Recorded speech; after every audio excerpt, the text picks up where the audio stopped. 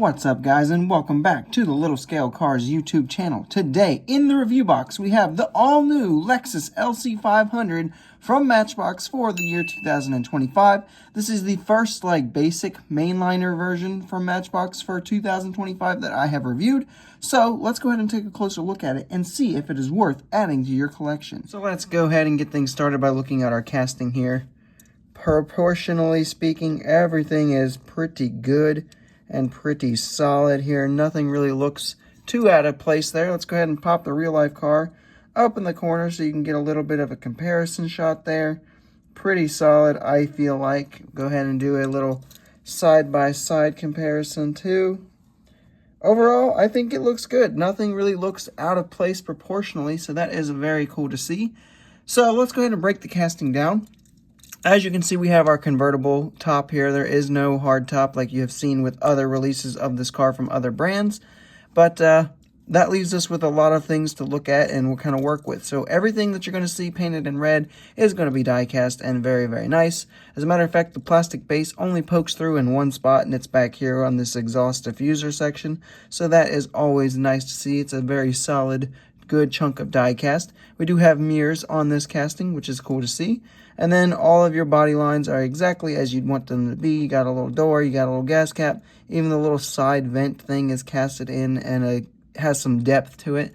Trunk back here looking good. Hood up front has the lines going in. They're subtle, but they are there and cool to see.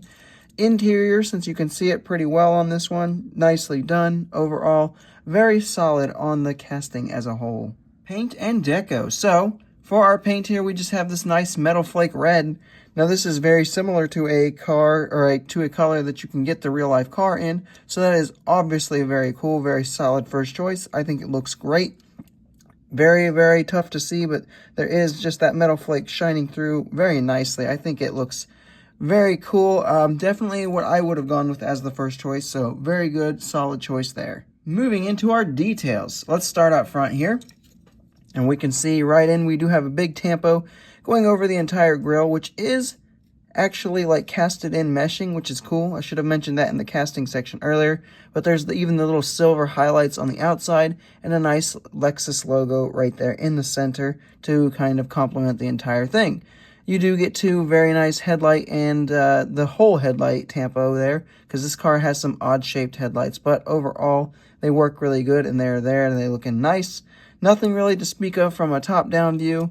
Down to a side view, again, there's no kind of tampo work here. A little black tampo down in this vent might have been nice to see, but not too surprising that it's not there. A good wheel choice, in my opinion, one of the better wheels that Matchbox offers. Coming to the back here, we have basically a full rear tampo treatment here with two headlights, or taillights, sorry. You get a Lexus logo, and then you get the LC500 badge right there. No license plate, but there is a spot for it. So if you really wanted to add your own, you could fairly easily. But as far as the detailing goes, that's about all we have to speak of. And it is pretty solid. Let's get some pictures.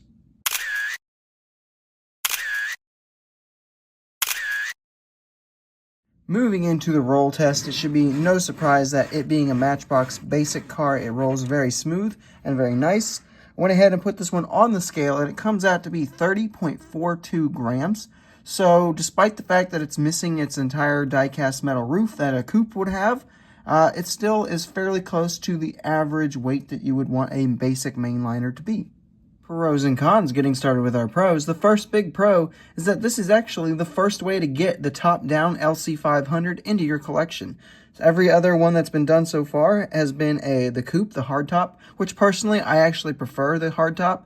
But since I already have the hardtop from a couple other brands, it is nice to get some diversity with a top-down variant here from Matchbox. The second big pro is this is going to be the cheapest way to get the LC500 into your collection. About $1.25, you can't really complain too much there. The third big pro is going to be the nice level of details. I especially appreciate the work that was done up front here in the grille section. That looks very, very nice, especially at the price point. Moving into our cons, though, I really don't have any. This is basically a no cons release. Like I said earlier, I would love to have seen a little tampo there, but at the price point, the mainline expectations, not really something I am surprised that's not there. For some quick size comparisons, here we have it with some other budget-friendly diecast. With the MSZ diecast, Lexus ES300H over there on the left, and the Matchbox Lexus LS500 on the right.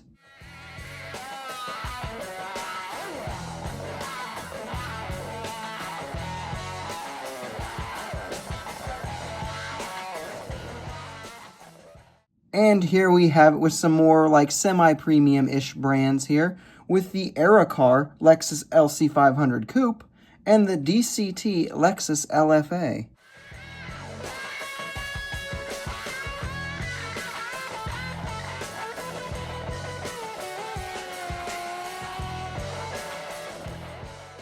So with all that out of the way, let's go ahead and give some overall scores here. The hype level, I'm going to give it a 9.5 out of 10. Myself, I was pretty excited for it. It was just nice to finally kind of get a cheap version of this car, but to have that version come out looking so good, very cool. And I think that kind of saw itself on the pegs as well, because this one was not super easy to find. Execution, I'm going to give it a 9.85 out of 10. There's really not a whole lot else I would have done differently here. I think this one was executed very, very nicely. Feedback, I'm going to give it a 9.8. I have not really seen anyone with too humongous of a complaint with it. Like, it's been pretty well received by the community for the most part there.